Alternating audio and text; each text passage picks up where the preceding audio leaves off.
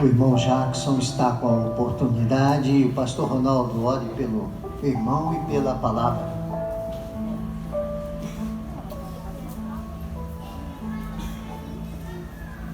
Amém, glórias a Deus. Vamos erguer nossas mãos. Senhor, Tu és digno de toda honra, Tu és digno de toda glória.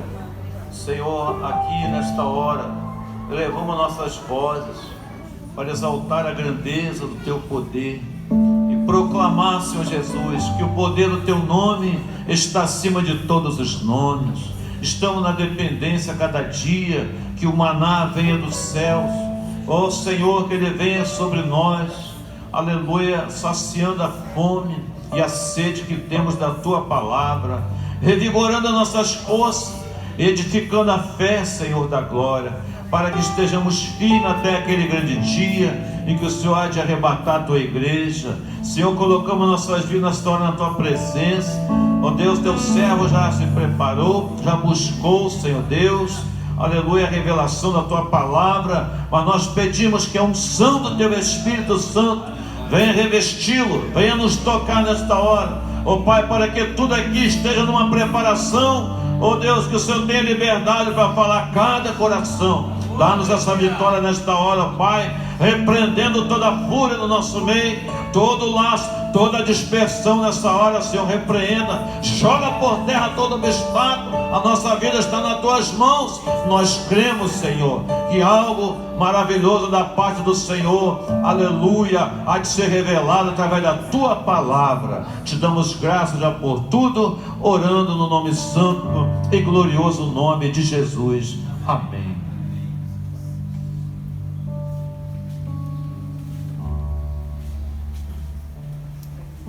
Paz do Senhor, igreja. Amém. Cumprimento a todos com a paz do Senhor Jesus, aqueles que nos visitam, aos membros, enfim, todos aqueles que se dispuseram a estar aqui na casa do Senhor Jesus, para cultuar esse nome poderoso. Amém? Amém. Glórias a Deus. Abra sua Bíblia, querido, no Evangelho de Jesus Cristo, segundo escreveu João, capítulo 16. Vamos ler apenas 2 versículos, o 32 e o 33. Confesso que eu li esse evangelho desde o capítulo 13 em diante. Então eu poderia trazer qualquer base bíblica, qualquer versículo, para que nós meditássemos na palavra, mas vamos nos ater a esses 2 aqui. Quantos acharam? Diga amém. Amém. Quantos estão felizes na casa do Senhor Jesus? Diga aleluia. Aleluia. Você já cumprimentou o irmão que está do seu lado? Já viu como que ele está bonito nessa noite? Oh glória! E povo feliz, povo pentecostal, povo pela revelação do Espírito Santo de Deus. Aleluia. Quantos acharam? Eis que chega a hora e já se aproxima em que vós sereis dispersos, cada um para a sua casa, e me deixareis só. Mas não estou só, porque o Pai está comigo.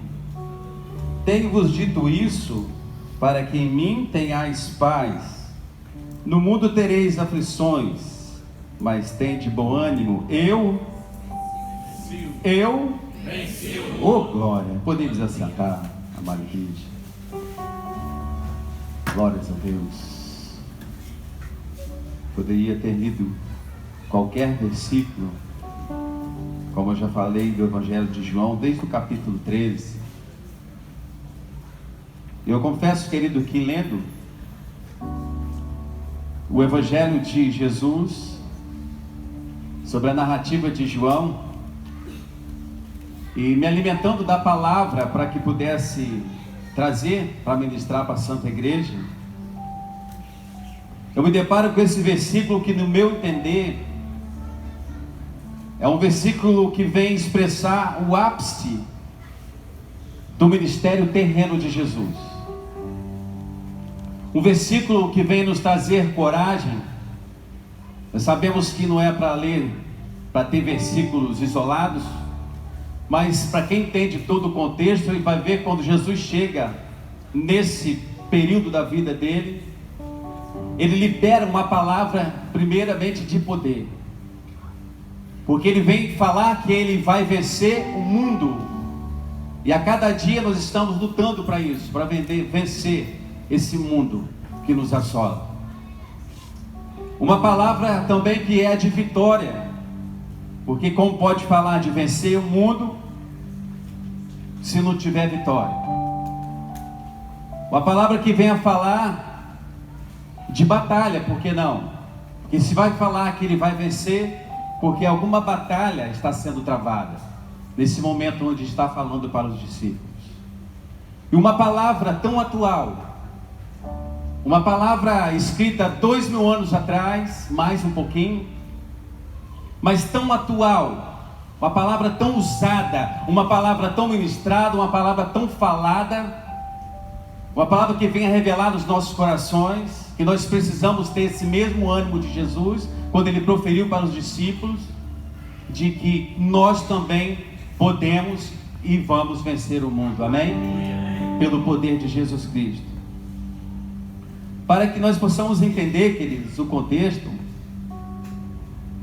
desde o capítulo 13, Jesus ele está reunido com os seus discípulos a dar instruções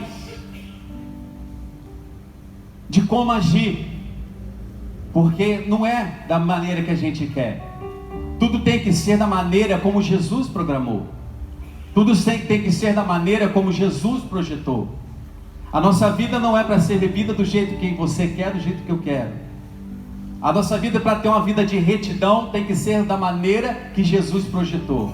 E tem um projeto de Deus sobre a sua vida, tem um projeto de Deus sobre a minha vida. Então eu tenho que viver aquilo que Jesus projetou. Aleluia. Aleluia. Ele vem nos ensinar também nessas instruções de como pregar a palavra de Deus, de como falar do poder de Deus. Ele vem reunindo com seus discípulos no único intuito de quê? Ensinando como a gente ser apenas igreja, de como dar a direção, de como fazer para tudo ir bem da maneira como Jesus projetou, da maneira como Jesus quis. Ele vem ensinar também de um modo de como se conduzir um rebanho. Não é de qualquer maneira que se conduz o rebanho. Para saber como que ser pastor, tem que saber usar aquilo que Jesus deu. Os pastores de ovelhas, literalmente falando, o material tem que saber usar, porque se não usar da maneira correta, da maneira que Jesus ensinou, vai dar problema aquele rebanho. Ele vem nos ensinar de como entregar as boas novas do evangelho de poder. Nós vamos falar muito dessa palavra hoje, poder.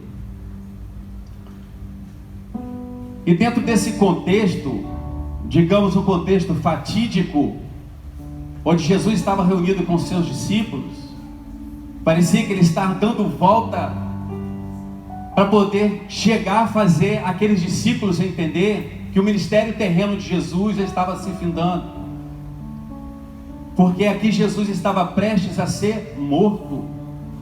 Mais para frente um pouquinho a gente vai ver.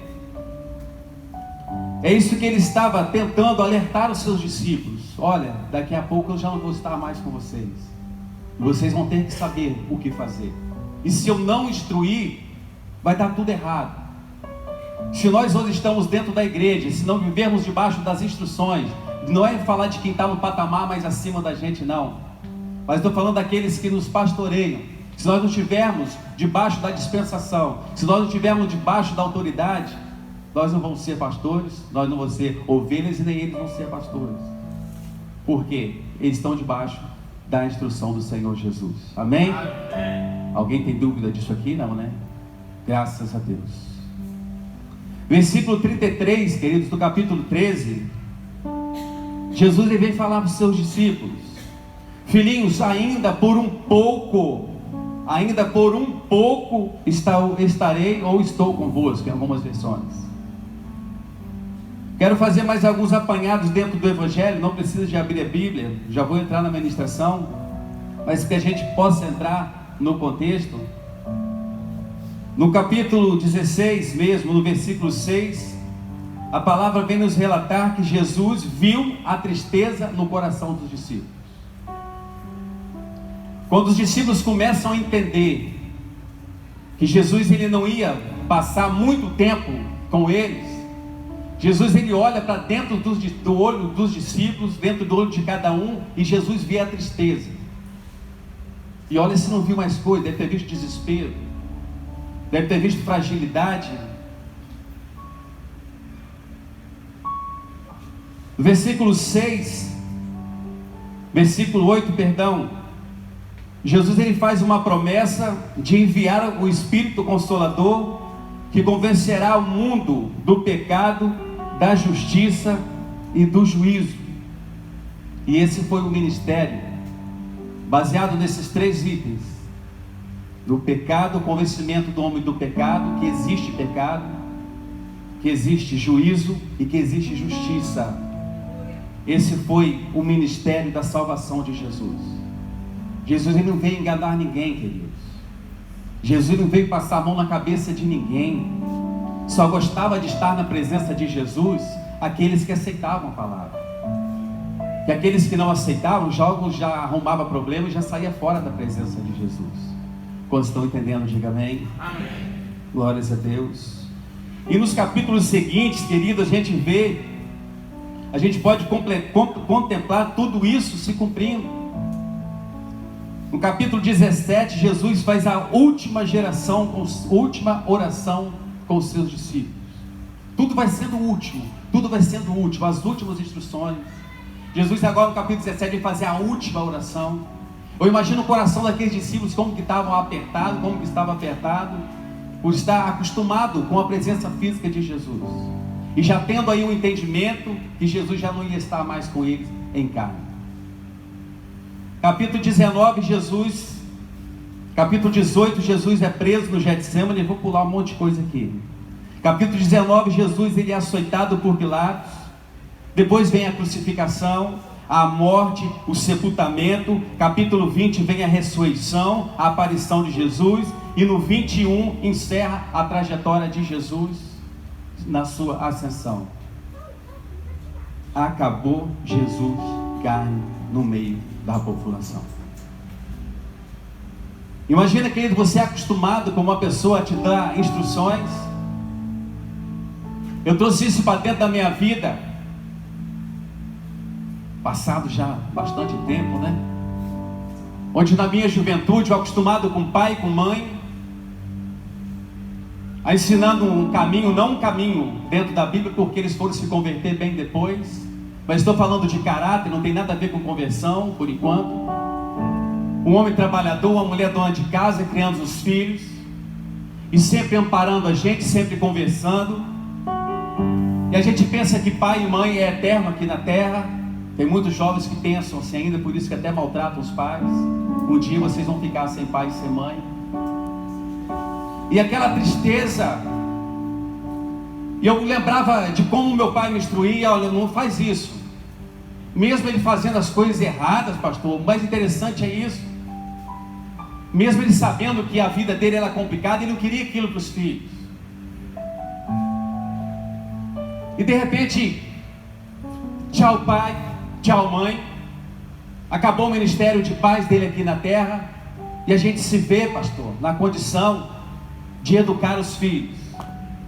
A gente se vê na condição de, se não tivesse ouvido pai e mãe, poderia hoje estar sendo ladrão, poderia hoje estar sendo numa vida de tráfico, não sei, não conheço a vida de ninguém aqui, mas a trajetória era essa. E surge com a morte física de Jesus, surge um novo momento na história. Uma história precisava ser escrita de novo, através de quem? Dos discípulos. E hoje a história tem que ser escrita através de mim e através de você. Aleluia mesmo. Aleluia mesmo. É através de mim, através de você, que está esse ministério. Porque não tem mais Jesus físico no nosso meio. E se a gente não tiver a convicção de pregar o Espírito Santo, de falar do Espírito Santo, vai tudo dar errado também, tanto para a minha vida, como para a vida de quem está sentado aí. Aleluia. Um momento que chega na história, um momento onde vai ter que ser anunciado um evangelho de poder sem a presença física de Jesus. Que você pregar milagre, os discípulos pregando com Jesus, fala, fica aí, eu já vou ali, já volto a orar. E você sair para pregar as façanhas de Jesus, para você pregar o poder de Jesus para ele, vida era fácil, porque Jesus fazia e todo mundo via. Você pregar que Jesus cura, e tendo Jesus para poder vir na mesma hora e curar para uma pessoa é uma coisa, mas hoje é diferente. Nós temos hoje essa missão de pregar o evangelho de poder, e para isso nós temos que ter convicção, nós temos que ter convicção daquilo que falamos, convicção de quem é Jesus na nossa vida e o que Ele nos ensinou. Aleluia. Quando lendo e estudando a palavra ser ministrado nessa noite, queridos, eu fiquei um pouco espantado, mas também fiquei admirado de ver Jesus entregando uma responsabilidade muito grande para aqueles discípulos, a quão árdua tarefa que Jesus estava confiando para aquele povo. A obra não podia parar, senão Jesus ia morrer e ia acabar tudo. Mas não era assim. E essa responsabilidade, queridos, hoje está sobre a minha vida. Essa responsabilidade está sobre a sua vida e de todos aqueles que creem na palavra de Jesus. Não está só apenas na responsabilidade do pastor Ronaldo, do pastor Francisco, dos pastores das igrejas cristãs, nem só dos obreiros. O que eu quero dizer é que essa responsabilidade está sobre todos aqueles que creem nesse evangelho de poder. Você pode glorificar o nome do Senhor Jesus? Cutuca o irmão que está do seu lado e fala, você tem responsabilidade de pregar um evangelho de poder. É uma tarefa, querido, de dar continuidade a uma obra tão poderosa, em mostrar para a humanidade os grandes feitos de Deus. E hoje isso não é uma coisa muito fácil, você falar do poder de Deus e a pessoa dar crédito àquilo que nós estamos falando. Falar dos milagres desde o início da criação até os dias de Jesus. E depois dos dias de Jesus, estou falando dos dias de Jesus em vida terrena. Falar e implantar nessa geração que veio pós-Jesus encarnado, implantar a pessoa do Espírito Santo de Deus. Aí que está a parte mais difícil. É você pregar Deus Pai, Deus Filho e agora Deus Espírito Santo. E para pregar sobre o Espírito Santo, é apenas nós, querido. Para falar do Espírito Santo não tem como Deus falar, porque já passou o tempo dele. Estou falando da Trindade Santa. Hoje a responsabilidade de falar do Espírito Santo está sobre a minha vida e sobre a sua vida. Amém? Aleluia. Eu sou apaixonado pelas Escrituras, queridos, porque aqui dentro da Bíblia, além dela ser uma inerrante palavra de Deus, aqui não tem nada de errado, a infalível palavra de Deus. Aqui tem resposta para tudo, porque dentro da Bíblia nós encontramos quem? O próprio Jesus revelado nela, na sua palavra. Então, se a Bíblia é verdade, Jesus é verdade, porque a Bíblia é Jesus do início ao fim. É Jesus do início ao fim. Jesus, ele tem resposta para tudo, querido. Quando você procura a Bíblia, esse manual de receita, aqui tem de tudo. Se seu casamento está ruim, Jesus tem resposta para o seu casamento dar certo dentro da Bíblia. Não procura ler livro de autoajuda. Muitas vezes eu e você ficamos horas e horas. Como ser feliz? Tem um autor secular muito bom, 10 passos para a alegria no seu lar, 5 passos para a sua vida financeira mudar de história. A vida sexual está ruim, eu vou procurar uma sexóloga, talvez ela tenha um livro, uma terapia para melhorar. Queridos, aqui fala de tudo. Jesus não deixou passar nada. A Bíblia tem resposta, querido, para coisas que você nem imagina. Mas quando você começa a ler, quando você começa a ver, a sentir Jesus revelado da palavra, você vai ver que você não precisa de mais nada para você ser feliz. Você não precisa de mais nada para tudo dar certo do que ter Jesus do seu lado. Aleluia. Glórias a Deus. No livro de Atos dos Apóstolos, queridos, a gente vê a igreja fluindo. Depois que Jesus vai, ele ascende ao Pai. Aí você começa a adiantar a Bíblia, lê o próximo livro ali, não sei se cronologicamente foi, mas estou dizendo na leitura aqui. Você entra no livro de Atos dos Apóstolos, chega no capítulo 2, você vê o que? A descida do Espírito Santo. Oh glória! Eu queria estar lá naquele lugar, porque era a promessa que Jesus desceria. O povo reunido tudo no lugar, de repente desce o Espírito Santo, que nós estamos ministrando sobre essa noite, aqui nessa noite, e batiza aquele povo e convence aquele povo. A gente vê uma igreja fluindo, uma igreja fazendo acontecer tudo aquilo que, pastor Tiago, que Jesus lá atrás, em João 13, começa a fazer, a instruir os seus discípulos. Já pensou se Jesus não tivesse essa preocupação? Já pensou se os pastores de hoje não tivessem a preocupação de ter discipulado? Ou vocês estão pensando que os pastores vêm aqui todo dia, discipulado 1, 2, 3, à toa? Estou fazendo aquilo que Jesus fez, ensinando para quê? Olha a idade do pastor Ronaldo, olha a minha idade. Mas tem o mais passado, né, pastor? Eu aprendi isso com o senhor. Nós não vamos, eu acho que eu não vou chegar a 108 anos, não. Do jeito que as coisas estão. Então, o que a gente tem que fazer? É discipular, é ensinar para quê? Para dar continuidade. Em Atos dos Apóstolos, a gente vê a igreja fluindo logo no início. A gente tudo dando certo, tudo bem, porque o fogo do Espírito Santo ardia, e hoje tem que arder da mesma maneira. Aleluia. Não pode ser diferente. Esse poder não pode ser diferente dos dias de hoje. Pessoas sedentas, presta atenção, sedentas de dar crédito à palavra, que aonde tinha um discípulo pregando, a multidão se aglomerava. Não tinha Facebook, não tinha WhatsApp, não tinha grupo convocando pessoas para se reunir, não. Bastava falar, vai ter um discípulo de Jesus pregando em tal lugar, e a multidão vinha. A multidão vinha sedenta a palavra e se convertia. Eu acho que não tinha apelo, que se a multidão tinha sede de encher os lugares, que eu acredito que não era tempo assim, era pregado, né, pastor? Nos ensina aí. Era em montanhas, era em lugarejos, era em lugares abertos.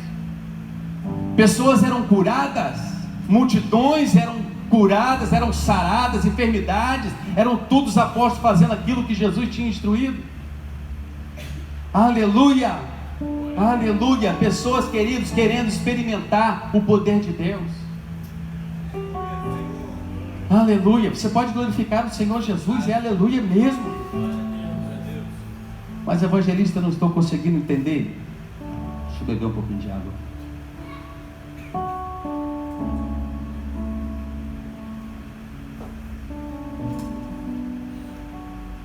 Eu não estou conseguindo entender o rema da palavra e onde você quer chegar.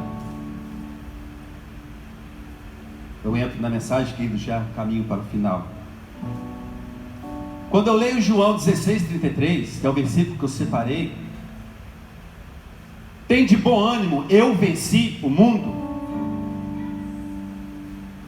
Eu adquiro aqui um entendimento mais amplo quando o evangelista, quando Jesus ele vem falar acerca desse termo vencer o mundo. E eu entendo que é através da minha vida,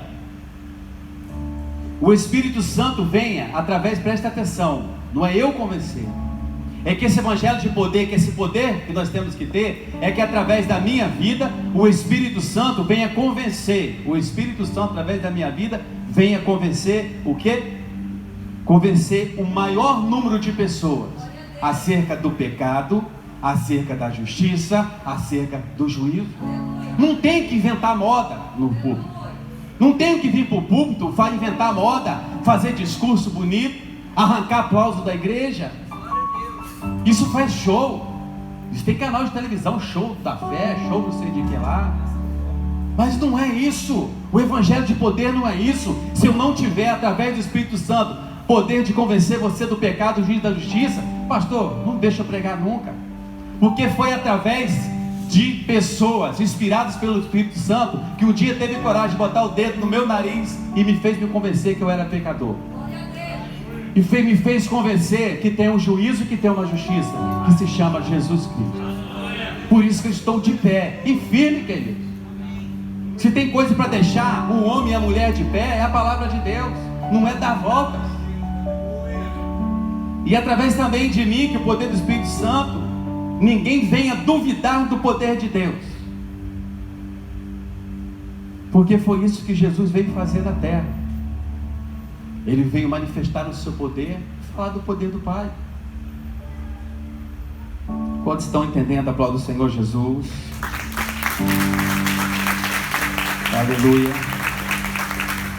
É uma palavra difícil de dar glória a Deus, uma palavra difícil de dar aleluia, mas Jesus mandou escrever, está aqui, queridos. Tem um esboço, está aqui.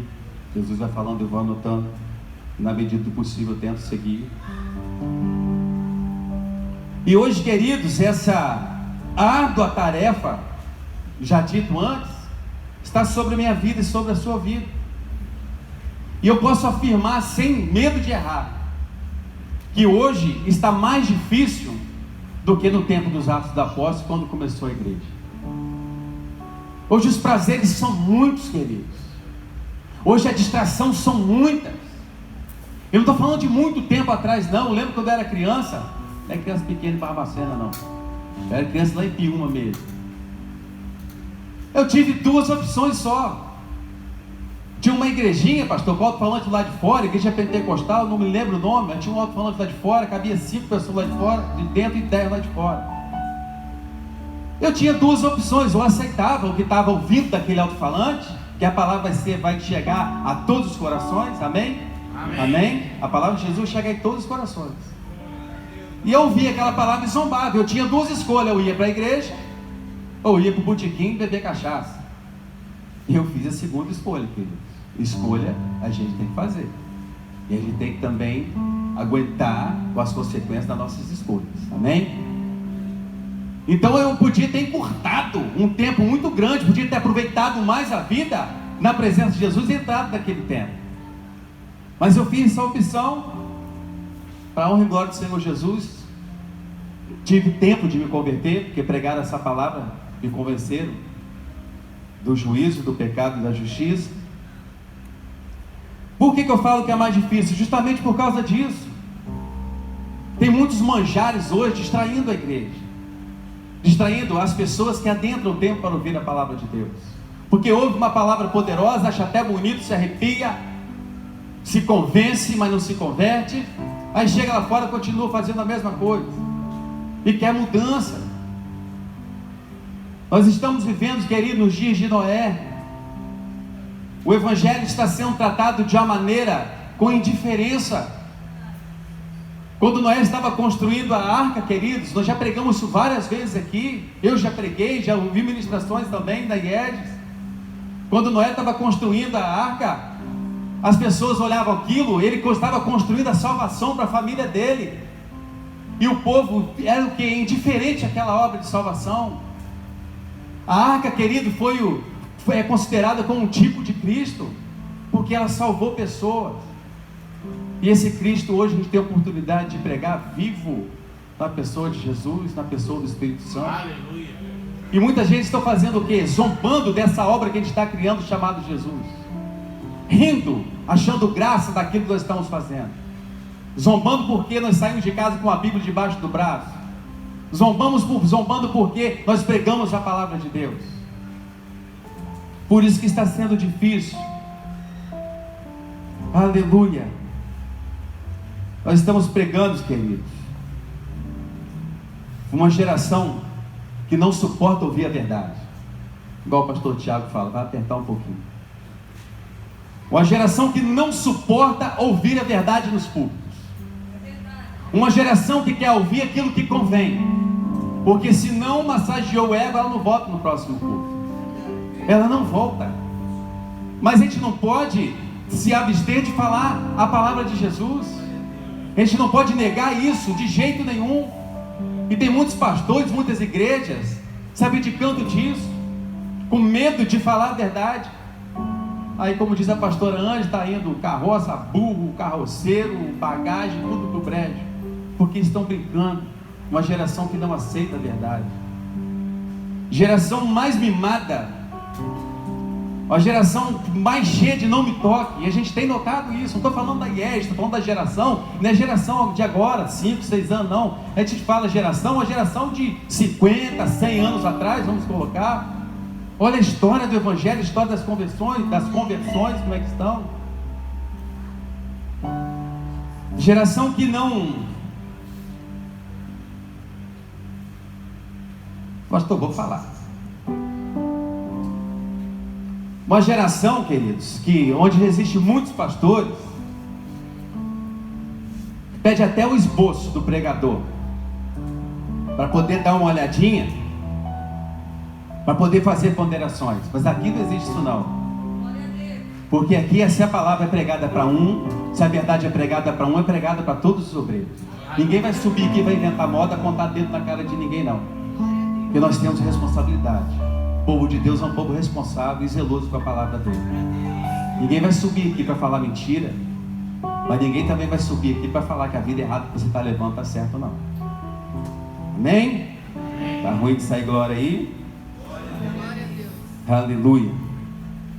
Geração, queridos, que não é igreja. Geração que a gente pode notar e intitular como um aglomerado de pessoas que enchem um determinado lugar para brincar de igreja. A realidade é essa. Geração que vive nos tempos de profecias.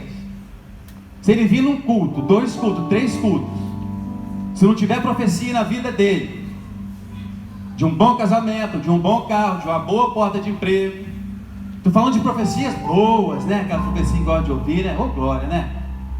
Chegar e falar, irmão, Deus está me mostrando um carro, Deus está me mostrando uma casa nova, Deus está me mostrando um casamento, um homem louro, bonito, igual o pregador dessa noite. Ô glória, parecido com a glória lá. Porque também, se tiver profecia que não vem massagear o ego da pessoa, ela some. É 1, 2, 3, 4 cultos no máximo, e não aparece mais. Aí cadê o irmãozinho? Ah, tá lá, igreja X, que tá assim, ó.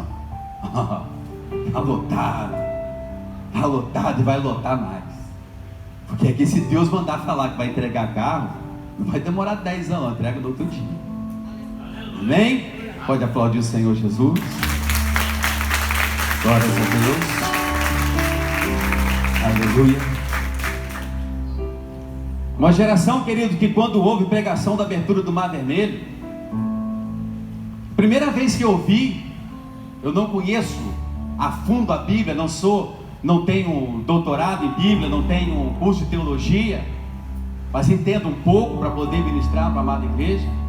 Mas a primeira vez que eu ouvi uma pregação sobre a abertura do Mar Vermelho, gente, meu queixo caiu aqui. Falei, como pode, meu Deus? Como pode o exército vir atrás de um povo, se deparar com o mar, e um homem comum, igual a mim, igual a você, tocar com cajado na água, e aquele mar, uma parede para um lado, a água para o outro, e o povo passa, e depois quando o exército vem para poder matar o povo, o mar se fecha. Queridos, eu fiquei encantado. E hoje, quando a gente vai pregar sobre isso, pastor, a igreja nem se arrepia e continua conversando com o irmão que está do lado.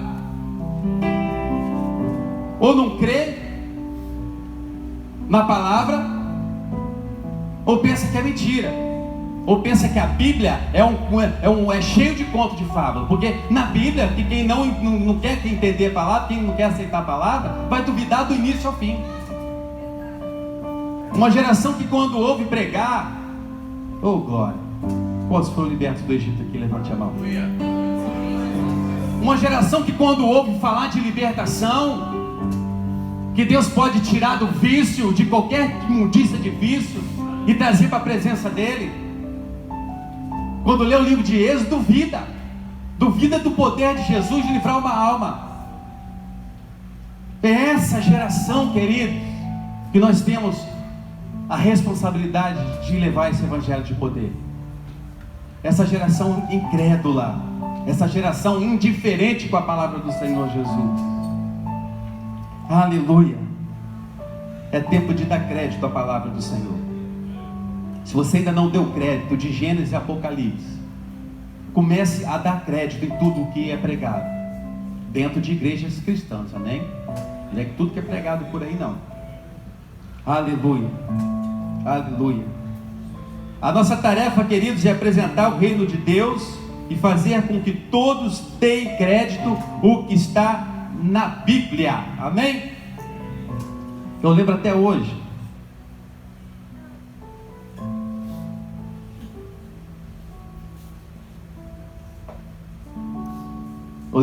da ministração do pastor Ronaldo, que ele fala, quando ele veio ministrar sobre Jonas. Sabemos a história, né? Vai para tal lugar, Jonas. Não, vou para tal lugar. Para tal lugar, para tal lugar, para tal lugar, para tal lugar, para tal lugar. Foi para onde queria, não pegou a instrução de quem estava dando instrução para ele. Entra no navio, faz aquela bagunça toda, cai no mar, e veio um grande peixe e engole. Eu falei assim, agora quero ver. Peixe engoliu um homem. E trata de engolir sem mastigar.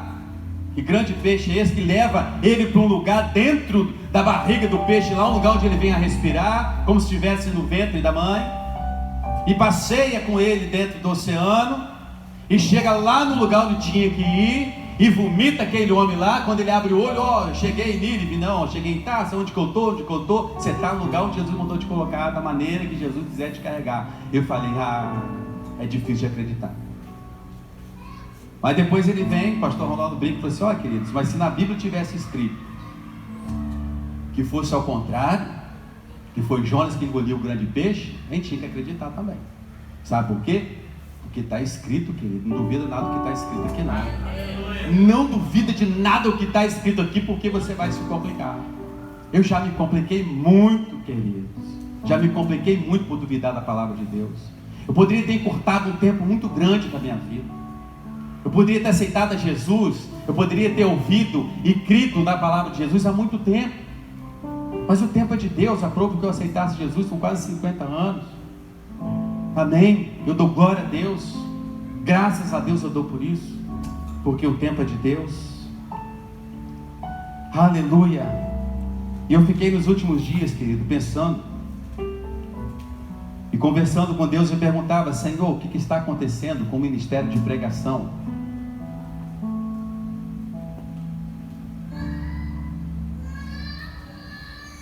Por que não estão dando o mesmo crédito como era antigamente, lá em Atos 2? Senhor, onde nós estamos errando? Porque a gente começa a perguntar. Não faz mal perguntar as coisas a Deus, não. Quando você estiver em particular com Deus, conversa com Deus. Os discípulos uma vez perguntaram, Senhor, como devemos orar? Quando for orar, entra num cantinho e fala, Pai nosso que está no céu. Uma conversa com Deus. E eu pergunto a Deus porque eu tenho intimidade com Deus, amém? Quando você tem intimidade com Deus aí, você tem que perguntar. Surgiu dúvida, pergunte a Deus, não pergunta a qualquer um. Onde nós estamos errando? Porque os tempos estão se esvaziando. Eu estava preocupado. Mas Jesus não gosta de ninguém preocupado, porque Ele tem resposta para dar. E Jesus que não deixa ninguém sem resposta, queridos. Ele veio falar no meu ouvido, de uma maneira que eu entendi. E eu fiquei muito feliz. Ele falou: filho meu, a promessa é que eu voltaria para buscar a igreja. Eu vou voltar para buscar a igreja, não vou voltar para buscar todo mundo, não. Vou voltar para buscar a minha igreja. E a tendência, querido, se nós formos analisar, a tendência hoje nos tempos comprometidos com a palavra do Senhor Jesus, a tendência nessa geração é esvaziar mais ainda. Nós temos visto isso, pessoas que não estão suportando a palavra. A palavra daqui para frente, querido, vai apertar mais, porque a igreja que é comprometida com a palavra do Senhor Jesus vai arrochar as pessoas que entram no templo. Não tem jeito.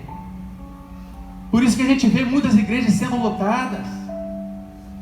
São igrejas que não são comprometidas com a palavra do Senhor Jesus, e está pregando o evangelho de qualquer maneira, aceitando tudo de qualquer maneira. A porta da igreja fica aberta, é só puxar ali. Ali entra homossexual, entra. Mas o dever da igreja é fazer com que ele deixe de ser homossexual aqui dentro. Na igreja entra adúltero, entra. Mas é a responsabilidade o quê? Fazer com que ele deixe de ser adúltero, ou ela deixe de ser adúltera. Aqui entra pessoas com vício de bebida, com vício de droga, entra. Mas é responsabilidade, seria negligência nossa falar que o que está bem. Pode continuar na sua bebedice, irmão, você vai alcançar os céus. Seu dízimo é de quanto? R$500? Pode ficar aí, não tem problema não. Pode continuar, querido, pode continuar, não tem problema não. Continuar com a sua esposa e com aquelas duas que você tem, uma no aeroporto, uma no bairro São Geraldo, não tem problema não. Não tem problema não, você vai ganhar o céu. Você bebe quantas cervejas, querido, por semana? 10? Não, se bebesse 20 você ia para o inferno. Mas 10 não tem problema não, pode continuar. Querido, a IEGES, presta atenção. A IEGES, ela tem a quantidade de lugar e um espaço físico do tamanho onde cabe crente, amém? Então não fica preocupado não, que não vai ficar crente lá de fora e a igreja inchada aqui não. Igreja inchada não é igreja cheia não. Igreja cheia é cheia de pessoas cheias do Espírito Santo de Deus. Igreja inchada é outra coisa. Então não se preocupa não, que crente não vai ficar lá fora não, crente vai ficar aqui dentro. Lá fora não é lugar de crente, amém? Amém? Amém? Oh glória, aleluia, aleluia. Sai 10, entra 10, fica preocupado não, tá pastor? Sai 10, entra 10, e 10 melhor ainda. Jó perdeu tudo, mas quando foi restituído em dobro, e tudo melhor do bom. Entendeu da glória a Deus? Já caminho para o final, queridos. Há um tempo atrás, eu fui testemunhar do poder de Deus. Eu não gosto muito de púlpito não, eu gosto mais de conversar com as pessoas, falar do poder de Deus individualmente, ou nas nossas células, né? Grupo de casais, nos grupos de jovens.